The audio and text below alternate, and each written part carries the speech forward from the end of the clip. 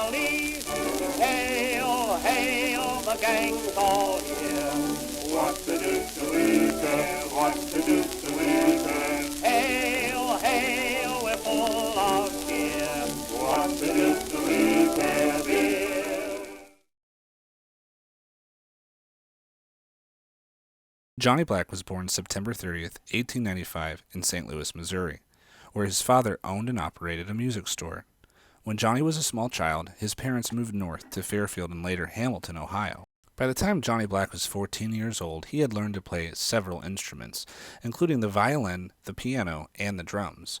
For a short time, his father even recruited him to play in his vaudeville act. By the age of 17, Johnny Black decided to make his big break and head to Chicago. Although success would not find Johnny Black immediately in Chicago, he penned two of the most famous songs from the era. His first song, Dardanella, was a huge artistic success, but it was also a massive financial failure. Black later said in a letter sent back to Hamilton, Ohio, that a representative from a publishing company had come to him, not telling him that the song was a hit, and convinced him to sell it to him for $100 outright.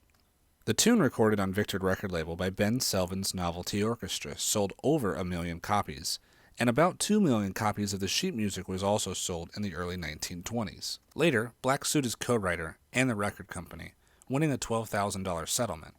However, his co-writer and the record company made nearly $1 million on the single. The success of Dardanella allowed Johnny Black to tour the United States, which made him a popular figure amongst women and also the talk of Broadway. The success of Dardanella, however, would cost Johnny Black his first marriage. The hard-partying lifestyle of a musician would also go to his head, and he decided that he would go international. On the day that Johnny was to leave for London by boat, he was escorted by an entourage of young women, whose sole purpose was to tend to his canaries, carry his manuscripts and musical instruments, and other personal luggage. However, Johnny had failed to make a reservation aboard the ship, and ended up sharing quarters with the captain all the way to London.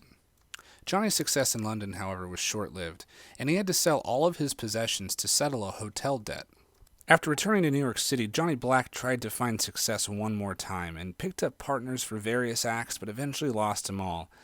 Johnny could never pull himself out of the tailspin that his life had become, and eventually resigned himself to moving back to Hamilton, Ohio. Johnny's success in Hamilton was also short-lived. On June 6, 1936, Johnny Black was struck in the head by a 20-year-old customer at his club, who argued that Johnny had shorted him a quarter.